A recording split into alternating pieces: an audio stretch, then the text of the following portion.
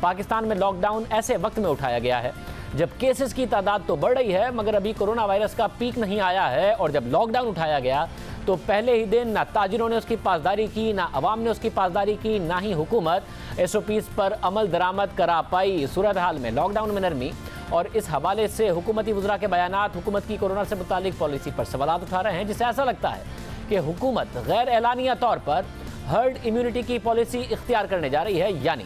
جب اکثریتی آبادی کو کورونا وائرس ہو جائے گا تو ان میں وائرس کے لیے امیونٹی پیدا ہو جائے گی، پھر انہیں وائرس لگے گا نہ ہی پھیلے گا۔ اس حوالے سے وزیر اعظم کے معاون خصوصی برائے صحت ڈاکٹر ظفر مرزا نے ڈان نیوز کے پروگرام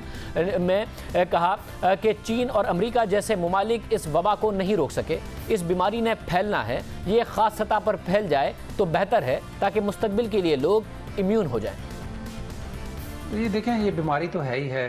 اس نے پھیلنا بھی ہے، روک کوئی نہیں سکا اس کو، امریکہ سمیت چائنا سمیت، اس نے پھیلنا تو ہے۔ اور ہمارا یہ مقصد بھی نہیں ہے کہ اس کی زیرو ٹرانسمیشن کر دیں، ایکچولی ایک سرٹن لیول تک تو اسے پھیل جائے تو بہتر ہے فیوچر کے لیے، تاکہ لوگ امیون بھی ہو جائیں۔ اسی طرح ہم نے اس کے پروگرام میں وفاقی وزیر عمر کا کہنا تھا کہ اس بیماری کا حل دو ہیں، یا تو ایک صورت میں ہوگا کہ یا تو ویکسین دریافت ہو جائے، یا پھر جو آراء آتی ہیں کہ اگر یہ بیماری 70% آبادی کو لگ چکی تو ماہرین کہتے ہیں کہ ہرڈ امیونٹی لیول آ جاتا ہے اور اس کا پھیلاؤ رک جاتا ہے۔ نیشنل پالیسی کسی نے ہیلتھ پالیسی بنائی ہے، نیچرل رزلٹ یہ اس طرف جا رہا ہے کہ اس بیماری کا حتمی حل دو میں سے ایک صورت کے اندر ہوگا، یا تو کوئی ویکسین دریافت کر لی جائے گی اور ویکسینیشن سے یہ ختم کر دی جائے گی دوائی، یا اس لیول کے اوپر بیماری پھیل جائے گی جو مختلف آراء آتی ہیں، لیکن لگ بھگ 70% آبادی کو اگر یہ بیماری لگ چکی ہے تو ایپیڈیمولوجسٹ ہمیں یہ کہتے ہیں کہ اس وقت ہرڈ امیونٹی لیول آ جاتا ہے اور اس کے بعد اس بیماری کا پھیلاؤ رک جاتا ہے۔ سو یہ کسی گورنمنٹ پالیسی کی وجہ سے نہیں ہے، یہ ایک نیچرل پروسیس ہے جو چل رہا ہے۔ یہ پروسیس پوری دنیا میں ہے، اسی لیے لاک ڈاؤن کیا گیا تاکہ یہ لیول تیزی سے نہ آئے، اور جب تک ویکسین نہیں آتی تو ہسپتالوں پر اتنا تیزی سے پریشر نہ پڑ جائے۔ اگر سب کھلا ہوگا اور تیزی سے ٹرانسمیشن ہو رہی ہوگی، لاک ڈاؤن نہیں ہوگا، عوام اس کی پاسداری نہیں کر رہے ہوں گے، تو اتنا تیزی سے یہ وائرس پھیلے گا کہ جو 70% عوام کو وائرس لگنے کا عمل ہے وہ بہت تیزی سے ہو جائے گا۔ ہاسپٹلس میں گنجائش نہیں ہوگی کہ وہ عوام کا علاج کر سکیں۔ اور اگر اس بات کو جائزہ لیں اور فرض کریں کہ پاکستان کی آبادی کا جو 3/4 حصہ ہے اس کو کورونا وائرس ہو جائے تو اس کا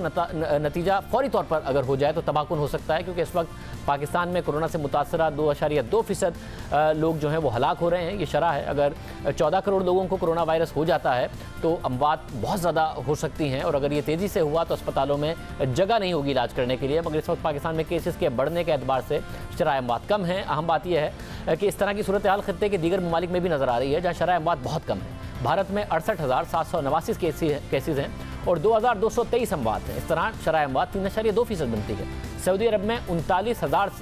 کیسز ہیں مگر اموات 246 ہیں اور شرح اموات 0.6% ہے۔ روس میں کورونا کے متاثرین کی تعداد 2,21,000 سے زائد ہے مگر اموات 2,000 ہیں اور شرح اموات 1% سے کم ہے۔ اسی طرح ترکی میں کیسز کی تعداد 1,38,000 سے زائد ہے مگر اموات 3,786 ہیں اور اموات کی شرح 2.7% بنتی ہے۔ جبکہ ایران میں جہاں ابتدا میں اموات تیزی سے بڑھ رہی تھی وہاں بھی اب شرح اموات کم ہو گئی ہے۔ 1,09,000 کیسز ہیں جبکہ 6,685 لوگ ہلاک ہوئے ہیں۔ اس طرح شرح اموات تقریباً 6.1% بنتی ہے۔ یعنی پاکستان سمیت خطے کے دیگر ممالک کی موجودہ شرح اموات امریکہ اور یورپی ممالک کے مقابلے میں کم ہے۔ اہم بات یہ ہے کہ ہرڈ امیونٹی کی پالیسی کو بہت کم ممالک نے اختیار کیا ہے، جس میں برطانیہ بھی شامل ہے، جس نے ابتدا میں اس پالیسی کو اپناتے ہوئے لاک ڈاؤن نہ کرنے کا فیصلہ کیا تھا، مگر حالات خراب ہونے پر برطانیہ نے فیصلے پر نظر ثانی کرتے ہوئے لاک ڈاؤن کر دیا۔ مگر سویڈن پھر ہرڈ امیونٹی کی پالیسی پر عمل کرتا رہا، مگر وہاں بھی کیسز بڑھنے پر اس پر تنقید ہو رہی ہے اور اس کے پڑوسی ممالک کے مقابلے میں شرح اموات سویڈن میں زیادہ ہیں۔